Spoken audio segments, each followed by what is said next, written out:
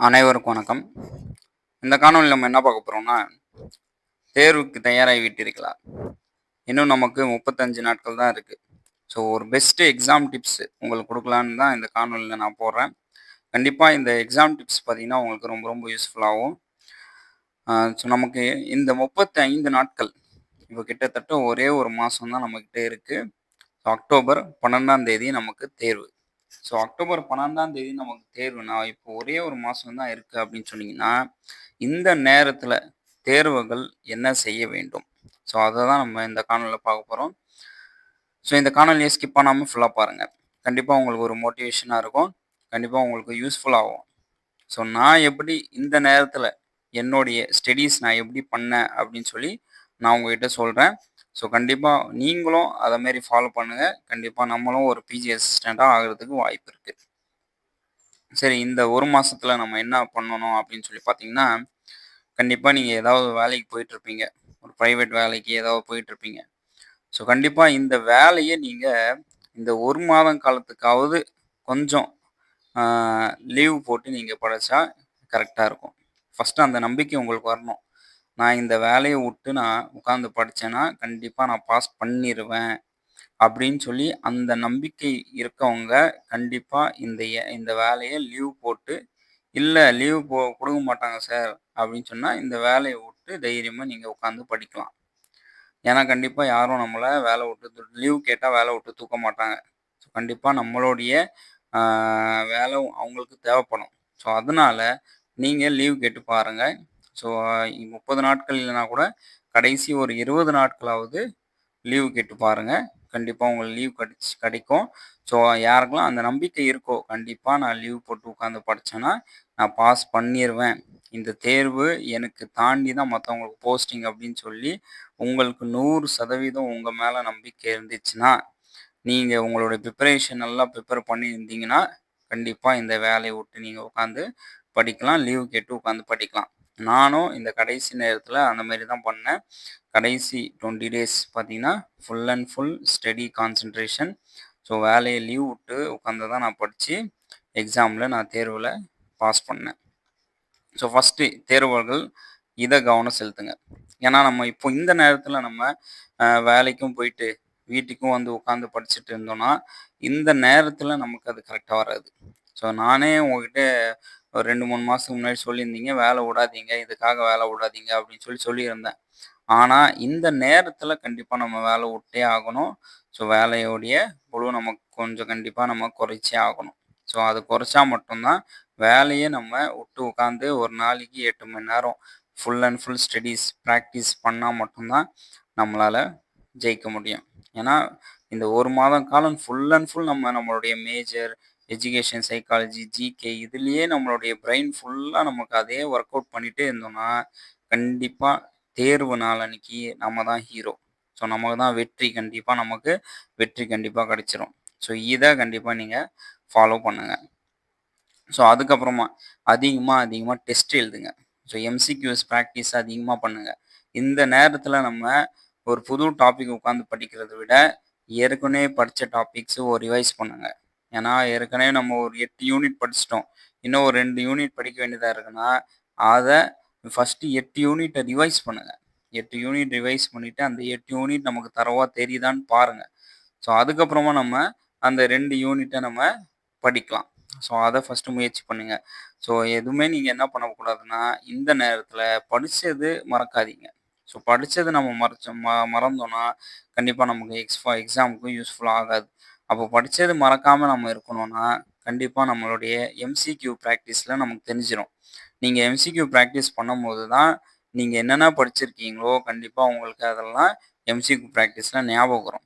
So நீங்க எத்தனை questions தப்பு பண்றீங்களோ, அந்த கொஸ்டின்ஸ் எந்த டாபிக்ல இருக்கு, எந்த யூனிட்ல இருக்கு, அந்த யூனிட் மறுபடியும் ரிவைஸ் பண்ணுங்க. ஸோ இதுதான் நம்மளுடைய ஒரு பெஸ்ட் ஃபார்முலா. ஏன்னா நம்ம எம்சிக்யூஸ வச்சு தான் நம்ம தரம் பார்க்கணும். ஏன்னா நம்மளுடைய ஸ்டடீஸ் நம்ம எப்படி பண்ணியிருக்கோம் அப்படின்னு சொல்லி நம்ம எத வச்சு ஐடென்டிஃபை பண்ணோம்னா, நம்மளுடைய எம்சிக்யூஸ ஆன்சர் நம்ம பண்றத வச்சு தான் நம்ம ஐடென்டிஃபை பண்ணணும்.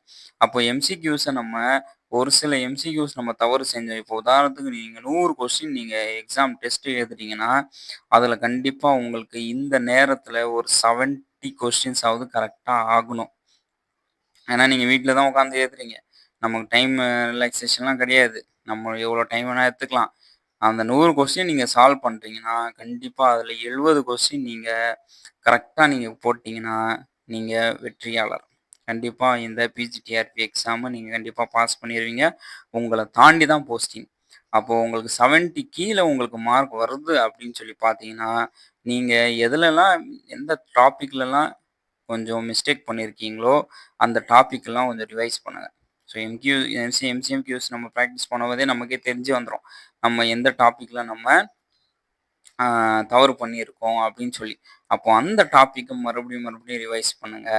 அப்போ அந்த டாபிக்க ரிவைஸ் பண்ணீங்கன்னா, கண்டிப்பா நம்ம அடுத்த தடவ நம்ம எம்சிக்யூ மறுபடியும் எழுதும்போது நமக்கு கண்டிப்பா நல்ல மதிப்பெண் கிடைக்கும். ஸோ, அதனால எம்சிக்யூஸ் மதிப்பெண்ண வச்சு நீங்க நல்லா பிராக்டிஸ் பண்ணுங்க. நான் அப்படிதான் பண்ணிட்டு இருந்தேன். நான் என்ன பண்ணுவேன்னா, ஒரு நெட் பேப்பரோ, இல்ல ஒரு செட் பேப்பரோ எடுத்து பிராக்டிஸ் பண்ணுவேன். ஸோ, டெஸ்ட் மாரி எழுதுவேன். ஒரு 2 மணி நேரம் டெஸ்ட் மாதிரி எழுதுவேன். ஸோ, அதில எனக்கு 65, 70 மார்க்ஸ் வந்துச்சுன்னா, ஓகே சாட்டிஸ்ஃபேக்ஷன் ஆயிருவேன். இல்ல அதோட குறைவா வந்துச்சுன்னா, மறுபடியும் ரிவைஸ் பண்ணி, மறுபடியும் ஈவினிங் இன்னொரு கொஸ்டின் பேப்பர் எடுத்து மறுபடியும் டெஸ்ட் எழுதி பார்ப்பேன். அது மேல 70க்கு மேல வந்துச்சுன்னா, ஓகே. நம்ம படிச்சதெல்லாம் வந்துச்சு அப்படின்னு சொல்லி ரிலாக்சேஷன் ஆயிரும். ஸோ அந்த மாரி நம்ம எம்சிக்யூஸ இனிமே அதிகமா நீங்க பிராக்டிஸ் பண்ணுங்க. இந்த நேரத்தில நம்ம அதிகமா எம்சிக்யூஸ பிராக்டிஸ் பண்றது தான் நமக்கு கரெக்ட். அப்போ எம்சிக்யூஸ் பிராக்டிஸ் பண்ணி, அதில நம்ம தவறு செய்ற கொஸ்டின்ஸ நீங்க என்ன பண்ணுங்கன்னா, கண்டிப்பா அத ரிவைஸ் பண்ணுங்க. ஸோ இந்த நேரத்தில நம்ம அதிகமா படிக்கணும். ஸோ நேரம் நமக்கு பார்த்தீங்கன்னா, ரொம்ப ரொம்ப முக்கியமானது. இந்த 1 மாத காலம் நீங்க பிராக்டிஸ் பண்ணிட்டீங்கன்னா, போஸ்டிங் அதுக்கப்புறமா எக்ஸாம் முடிஞ்சதுக்கப்புறம் நீங்க ஃப்ரீ தான். அதுக்கப்புறம் உங்களுக்கு என்னென்ன வேலை இருக்கோ, அந்த வேலை இந்த பெண்டிங் வச்சிருக்கீங்களோ, அந்த வேலைலாம் நீங்க என்ன பண்ணிக்கலாம்னா, எக்ஸாம் முடிஞ்ச அடுத்த நாளே நீங்க பண்ணிக்கலாம். இல்ல எக்ஸாம் முடிஞ்ச மதியானமே அந்த வேலைய பார்த்துக்கலாம். ஆனா எக்ஸாம் வரைக்கும் எல்லாமே தள்ளி விட்டுட்டு, படிப்பு அத மட்டும் தான் உங்க மைண்ட்ல இருக்கணும். உங்களுடைய மேஜர் சப்ஜெக்ட்டோடைய டாபிக்ஸ் எல்லாம் ஓடிட்டே இருக்கணும். நீங்க ஏதாவது படிக்காம ஏதாவது செய்யும்போதோ, இல்ல சாப்பிடும்போது கூட உங்க மைண்ட்ல ஃபுல்லா என்ன ஆகியிருக்கும்னா, அந்த டாபிக்ஸ் ஓடிட்டே இருக்கணும். அந்த யூனிட் ஓடிட்டே இருக்கணும். நம்ம என்ன படிச்சோம் அந்த ஃபுல்லா உங்களோட மைண்ட்ல அப்படியே இருக்கணும். அது ஸ்டோர் ஆயிட்டே இருக்கணும். அத பத்தி தான் நம்மளுடைய சிந்தனை ஃபுல்லா இருக்கணும். ஸோ, அத விட்டுட்டு நம்ம சாப்பிடும்போது ஒரு டிவி பார்க்குறது, இல்ல சாப்பிடும்போது ஒரு பாட்டு கேட்கறது, இல்ல ஒரு படம் பார்க்குறது. ஸோ, இந்த வேலைலாம் வச்சுக்காதீங்க. இந்த வேலைலாம் வச்சோம்னா, நம்மளோட பிரெயின் நமக்கு எக்ஸாம் நேரத்தில நமக்கு அத யூஸ்ஃபுல் ஆக்காது. ஸோ, நம்ம இது ஃபுல் அண்ட் ஃபுல் நம்ம கான்சன்ட்ரேட்டோட நம்ம கன்சிஸ்டன்ஸா படிச்சுட்டே இருந்தோம்னா, நம்மளுடைய பிரெயின் பார்த்தீங்கன்னா, அங்க எக்ஸாம் ஹால்ல நமக்கு ரொம்ப ரொம்ப யூஸ்ஃபுல் ஆகும். நம்ம படிச்சது அப்படியே நம்மளுக்கு அங்க ரிஃப்ளெக்ஷன் ஆகும். அத விட்டுட்டு நீங்க கான்சன்ட்ரேஷன் மாத்துனீங்கன்னா, உங்களுடைய கன்சிஸ்டன்சி வேற ஏதாவது இடத்துக்கு போயிடுச்சுன்னா, உங்களுடைய பிரெயின் அந்த எக்ஸாம் நேரத்தில உங்களுக்கு அந்த கொஸ்டினுக்கு உண்டான ஆன்ஸர் எடுத்து குடுக்காது. ஸோ, அத மட்டும் நல்லா ஞாபகம் வச்சுங்க. இந்த நேரத்தில நம்ம ஃபுல் அண்ட் ஃபுல் நம்மளுடைய ஸ்டடீஸ் தான். நீங்க எங்க போனா கூட உங்களுடைய மைண்ட் ஃபுல்லா ஸ்டடீஸ் தான் இருக்கும். நீங்க குளிக்கும்போது, நீங்க சாப்பிடும்போது எல்லாமே உங்க மைண்ட் ஃபுல்லா உங்களுடைய மேஜர் ஓடிட்டே இருக்கணும். உங்களுடைய இயர்ஸு, ஆத்தர்ஸ் நேமு ஸோ இதெல்லாம் உங்க மைண்ட் ஃபுல்லா ஓடிட்டே இருக்கணும். ஸோ நீங்க கொஞ்சம் ஏதோ ஒரு ரிலாக்சேஷன் பண்ணும்போது கூட உங்களுடைய மைண்ட் ஃபுல்லா உங்களுடைய ஸ்டடீஸ பத்தி தான் நீங்க சிந்திக்கணும் தவிர, அந்த கொஸ்டின்ஸ் அத அனலைஸ் பண்ணிக்கணும். என்ன கொஸ்டின் தவறு பண்ணீங்களோ, அந்த மறுபடியும் அந்த தவறு பண்ணக்கூடாது. ஸோ இத பத்தி தான் உங்களுடைய சிந்தனை இருக்கணும் தவிர, வேற எத பத்தியும் உங்க சிந்தனை இருக்கக்கூடாது. ஸோ அதனால கண்டிப்பா நல்லபடியா ப்ரிப்பரேஷன் பண்ணுங்க. எக்ஸாம் நேரத்தில, எக்ஸாம் ஹால்க்குள்ள நம்ம என்னென்ன பண்ணணும் அப்படின்னு சொல்லி நம்ம அடுத்த காணொளியில பார்ப்போம். யாருக்கெல்லாம் ஜிகே மெட்டீரியல்ஸ் தேவைப்படுதோ நீங்க டெலிகிராம்ல ஜாயின் பண்ணி நீங்க வாங்கிக்கலாம். சைக்காலஜி மெட்டீரியல், ஃப்ரீ மெட்டீரியல் டெலிகிராம்லயே இருக்கு. அதேமாரி எக்கனாமிக்ஸ் மெட்டீரியல் யாருக்கெல்லாம் தேவைப்படுதோ, ஒரு கிளான்ஸ் நீங்க வாங்கிட்டு நீங்க பார்த்துட்டு போலாம். ஸோ அனைவருக்கும் வாழ்த்துக்கள். நன்றி. வணக்கம்.